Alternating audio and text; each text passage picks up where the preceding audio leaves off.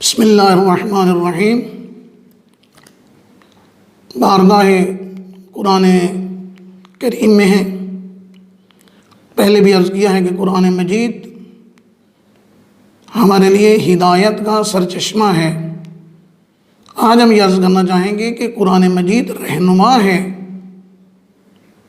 قرآن کی رہنمائی معصوم رہنمائی ہے۔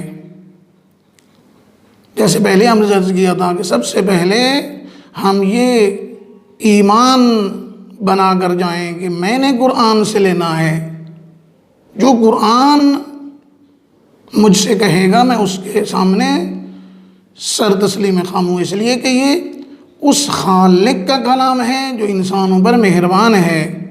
ممکن ہے پہلے مرحلے میں مجھے کچھ چیزیں میرے لیے سخت لگیں، لیکن جب الرحمن الرحیم خدا میری رہنمائی کر رہا ہے تو وہ یہ سختی بھی میرے لیے نعمت ہے، یہ سختی بھی میری ترقی اور تکامل کا ذریعہ ہے۔ بہن اس بچے کی طرح کہ جس بچے کو والد سکول جانے کے لیے اٹھاتا ہے، اس کی نیند بظاہر اس کو یہ لگتا ہے کہ یہ میری نیند خراب ہو رہی ہے، میری کھیل کود میں مخل ہو رہی ہے یہ تعلیم، لیکن اگر بچہ تھوڑی سی سمجھداری کے ساتھ تھوڑا سا غور و فکر کرے تو سمجھ جائے گا کہ جب میرا مہربان باپ اس سے بڑھ کے مجھ پر مہربان نہیں ہے کوئی، میری مہربان والدہ مجھ سے یہ تقاضا کر رہی، تو اس کا معنی یہ ہے کہ یہ سختیاں، یہ پریشانیاں، یہ نیند کی خرابی، یہ کھیل سے ہاتھ اٹھانا، یہ میرے ترقی و کمال کے لیے۔ یہاں بھی ایسے ہی ہے۔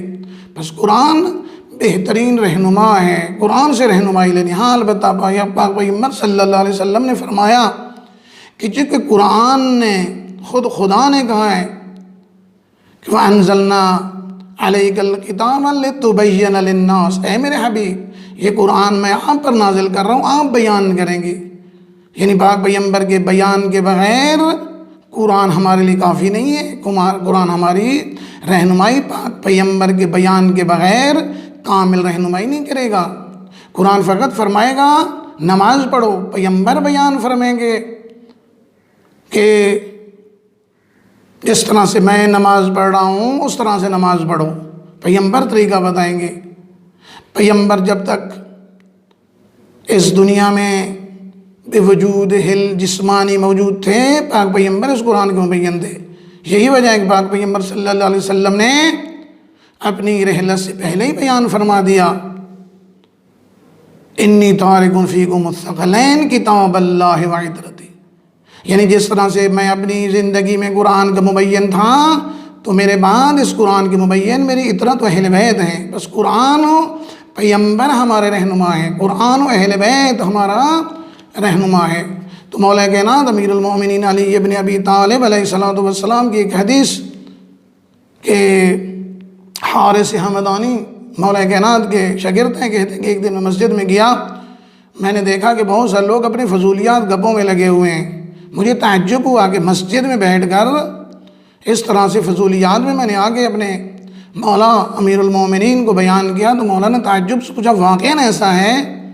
تو میں نے عرض کیا کہ مولا اسی طرح سے ہے کہ آپ نے فرمایا اے حارث، میں نے رسول اللہ صلی اللہ علیہ وسلم کو یہ فرماتے ہوئے سنا ہے کہ ان قریب فتنے برپا ہوں گے۔ میں نے عرض کیا مولا ان فتنوں سے نجات حاصل کرنے کا کیا طریقہ ہے؟ تو آپ نے فرمایا کہ راہ نجات کتاب الہی ہے۔ بہترین وسیلہ جو انسان کو ان فتنوں سے نجات دے سکتا ہے وہ اللہ کی کتاب ہے، وہی کتاب جس میں گزشتہ اور آنے والی نسلوں کے واقعات ہیں، خبریں ہیں، اور تم لوگوں کے لیے اختلافی مسائل کے فیصلے موجود ہیں۔ وہی کتاب جو حق و باطل سے بآسانی تمیز دے سکتی ہے، اس میں مذاق شوخی کا کوئی پہلو نہیں۔ وہی کتاب جس کو اگر جابر و ظالم بادشاہ بھی ترک اور نظر انداز کرے خدا اس کی بھی کمر توڑ دیتا ہے۔ جو شخص غیر قرآن سے ہدایت کرنا چاہے خالق اسے گمراہ کر دیتا ہے۔ دیکھیں یہاں پر مولا نے ایک بڑی خوبصورت تعبیر دی ہے کہ اختلافات میں قرآن سے رہنمائی لو۔ جب آج ہم دیکھ رہے ہیں کہ ایک بل پنجاب اسمبلی میں پاس ہوتا ہے اور اس کی وجہ سے تفرقہ بازی میں اضافہ ہو جاتا ہے، تو بڑے مکتب اہل تشیع اہل تسنن کو اختلاف ایجاد کرنے کا یہ بل موجب بن رہا ہے۔ تو اس میں ہم کس طرح سے ان اختلافات کو ختم کریں؟ بہترین رہنما قرآن ہے، قرآن سے رہنمائی لیں۔ قرآن کہتا ہے فَقَدْ تَبَيَّنَ الرُّشْدُ مِنَ الْغَيِّ، ہم نے اختلافات کو رشد و ترقی و تکامل کا وسیلہ بنایا ہے۔